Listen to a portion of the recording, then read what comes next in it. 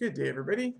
As we saw in our last video, we talked about some different ways that computers might represent numbers in terms of floating point representations. And we introduced chopping and rounding and how that might introduce some errors. So today's video has to do with how we might be able to, in certain circumstances, circumvent or mitigate or reduce the error associated with that. In the next lecture, we're going to be talking about how to make sure that computers can get through calculations more quickly, strategies for speeding up calculations. But for now, we are going to talk about strategies for mitigating computer error. So let's talk about that. For certain types of calculations, we can actually manipulate the expression we begin with to lessen the damage caused by floating point arithmetic error. We saw that that error can be pretty huge in the last examples from the previous video in sometimes humorous ways. And there are some examples in the For You to Try that will help to demonstrate this really carefully as well. We're going to jump right into an example to see how this can be. And in this first example here, we're going to calculate the following expression. We're going to use an artificially small digits of arithmetic, 3 digits of arithmetic. Right, I know quite well that computers are going to store many more digits than that, but it's hard for us to see how the error can pile up with that degree of precision, but it still piles up, and it's easy for us to see when we limit that to a smaller number of digits. So these are for demonstration purposes, but it's really, really fascinating. So we want to, find the relative error associated with the result. So first of all, if you go to calculate the true value of this, the true value is about this. It's about 0.01000033, and there's more. Okay, that's the true value of this expression, and we're instead going to evaluate this with 3-digit arithmetic. So let's see this. With this, every single individual calculation has to be either rounded or chopped to 3 digits. We're going to round this because that's what the question indicates. And yeah, that means that we're going to get here 1 minus, I've done these calculations a little bit in advance. If you take the cosine of 0.02 radians and you round the result to 3 digits of precision, you get 1.00. Sine of 0.02 rounded to the first 3 digits of precision gives you 0.0200.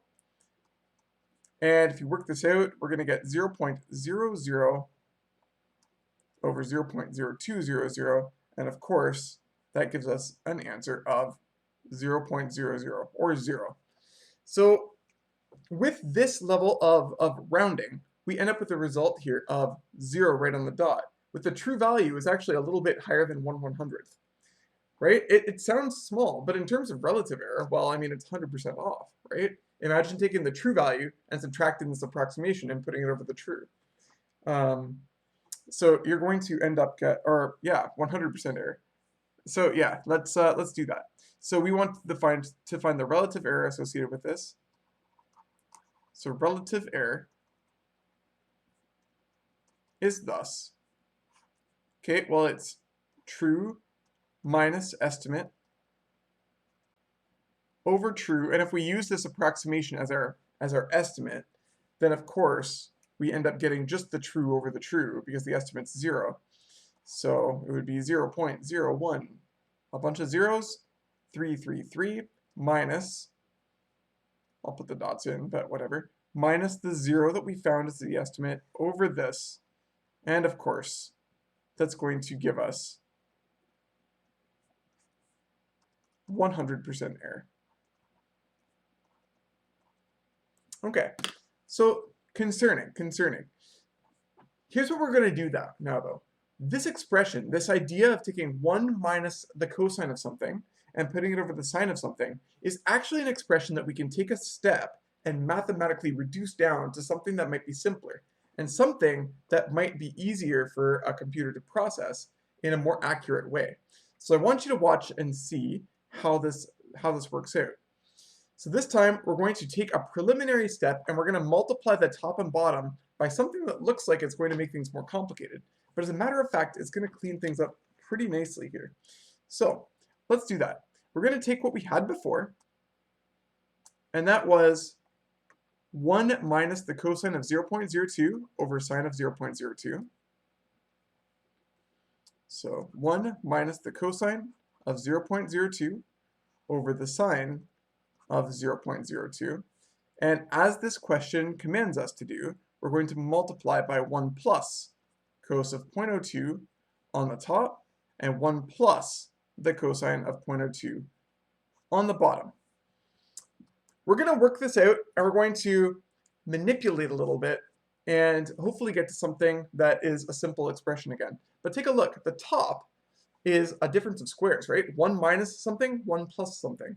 So if you multiply those together, we get 1 minus cosine squared of 0.02.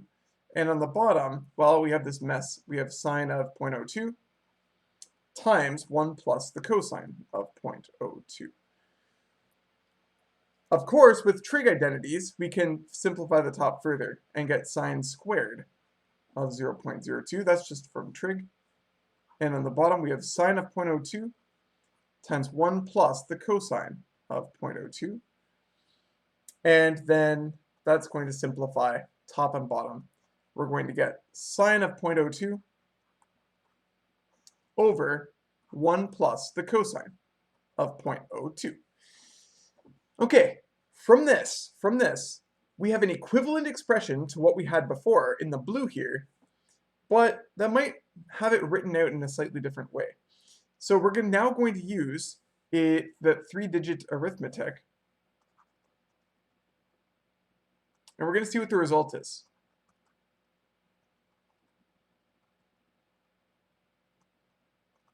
Okay, so sine of 0.02, we saw before, that's going to yield us 0.0200, so 3 digits. We get 0.0200, just like that. The bottom becomes 1 plus cos of 0.02 is 1.00 to 3 digits of precision. This is going to give us 0.0200, this time over 2.00, and we end up with 0.0100. This is going to be much closer in relative terms, well, and absolute terms, to the true result. So this produces, if you do the calculations, the relative error ends up being, let's see, it ends up being the true, which was that 0.01000033, etc. Did I include another 3? Doesn't really matter. Another 3, sure. We're going to subtract the 0.0100 over that true result.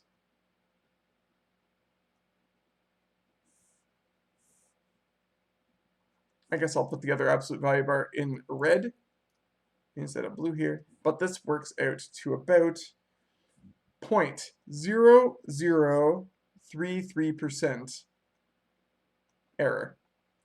So a vast improvement. We're much, much closer to where we should be by taking a couple of math steps first. The consequence is, if you have the option of presenting something in a different sort of light that might produce a more accurate result, then maybe we should, so that we don't run into the error in the first place. So the big question is why? Why does this tend to work? It's interesting because there are different sorts of strategies associated with different kinds of expressions. This is a rational expression that might remind you of certain examples from first year. In the context of limits, if I take 1 minus something close to 1, and I'm putting it over something close to 0, this is darn close to what we called an indeterminate form of 0 over 0. And in general, computers with the ability to round and chop and so on, or the necessity of doing those things, when quantities are close to 0, it causes issues. When you have rational expressions where both might be close to 0 and some rounding could make a huge difference, I mean, that's the significant thing. That expression in the original, this 1 minus cos of 0.02 over 0.02, is small over small. In fact, very small over very small. And by doing the rewriting that we did, check it out. Sine of 0.02 is still small on top, but the bottom isn't anymore. But we have an equivalent expression that is no longer near an indeterminate form. And that can often help to mitigate the damage caused by that rounding. So indeterminate forms were mathematically, we said, meaningless, or maybe your professor said meaningless back in calculus. They still are now, and computers don't like them either. Floating point arithmetic does not generally deal gracefully with the action of dividing a tiny number by another tiny number. In some examples, it's not that far off, or the error is not that huge. In others, it can make a very significant difference. It depends on the functions in general, it depends on the numbers you're using, it depends on how close to 0 we're talking, and it depends on the amount of rounding and chopping that you have. But again, even a small amount of error, and I want to emphasize that, it might seem like it's not a big deal to be, even a couple of tenths of a percentage off in terms of error.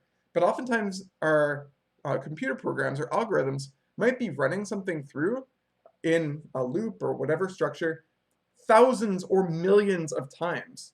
And so if you're going to take that tiny little bit of error, if it's not so tiny, that's going to pile up over time and it can become quite significant. So you want to make sure that you are as accurate as possible within the framework that you're working.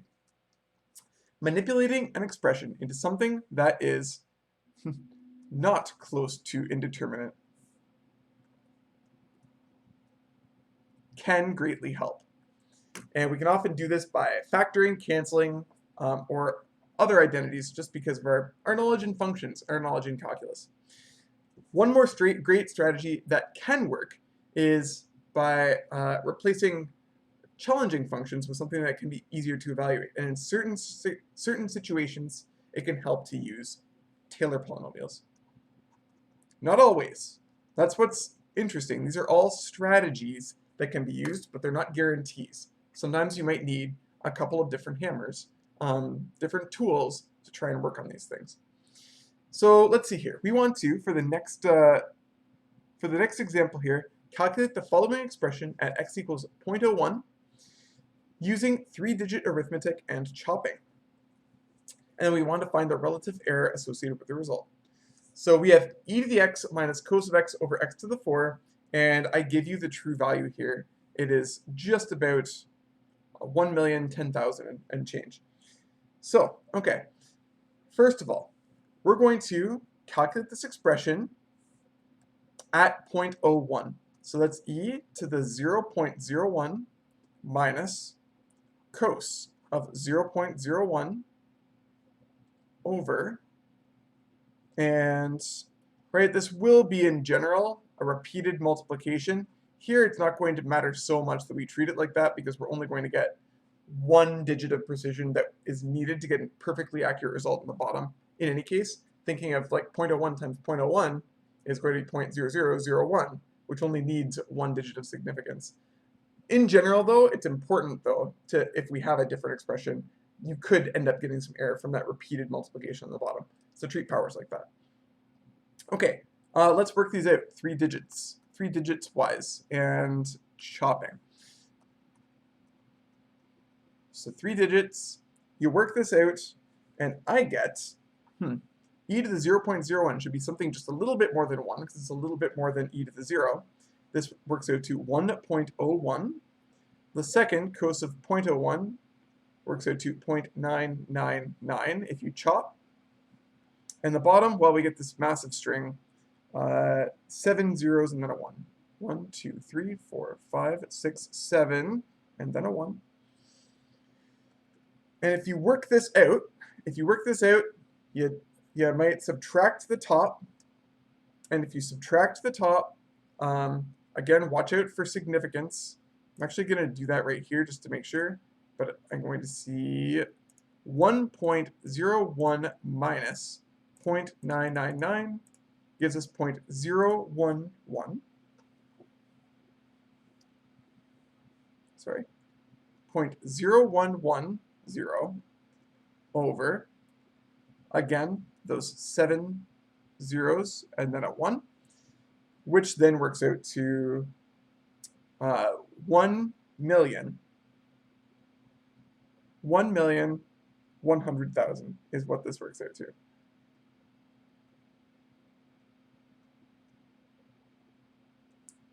All right, so that's what that should work out to, and that's using 3-digit arithmetic. This produces error, and you can go through and calculate this yourself. This produces relative error of 8.909%. So not insignificant, almost 10% error there with this result comparing to the true value, that 1.01 million up there. Okay, so where are we going to do that? We're going to see if we can do better here by taking this expression and replacing the exponential and the cosine functions with Taylor polynomials. And as a matter of fact, we're just going to use second-degree Taylor polynomials, and we'll see that the result improves considerably. So let's start with the expression e to the x minus cos of x over x to the 4, and we're going to say that this is approximately equal to, and we're going to replace the e to the x with this Taylor expansion. Only to the second degree, because that's all I ask you to do, but I want to demonstrate that this can be a powerful tool. 1 plus x squared over 2 are the first 3 for e to the x, and then we're going to subtract up to the second degree for cos of x would be 1 minus x squared over 2. So these are the ones for e to the x, these are the ones for the cosine of x. And these should be familiar to you. If they're not familiar to you, you'll want to spend some time just to make sure that you're familiar with different kinds of Taylor series for familiar functions. And we divide the whole thing by x to the 4. And let's see what we can do with this. We have a 1 and a 1, and it looks like those are going to die. 1 minus 1 is 0, so that's good. X squared over 2 is on the left. A plus x squared over 2 on the right. Those are going to stack up. So it looks like we're going to end up with an x left over for the firsts, and then we're going to be adding x squared over 2 twice. So that's 2 times x squared over 2. And we're dividing the results by x to the 4. And of course, you can see that the 2's are going to cancel right here and right here. And not only that, but for non-zero x, we're going to be able to cancel an x. So that's going to give us something even nicer. This is going to give us 1 plus x over x cubed. I do believe. Perfect. So we're going to take this and we're going to plug in x equals 0.01. So now plug in x equals 0.01. And if we do that, we get 1 plus, I guess we're working with 3-digit arithmetic, so I'll be honest about it, 1.00 plus 0.0100 over, again, that 0.01 multiplied together 3 times over.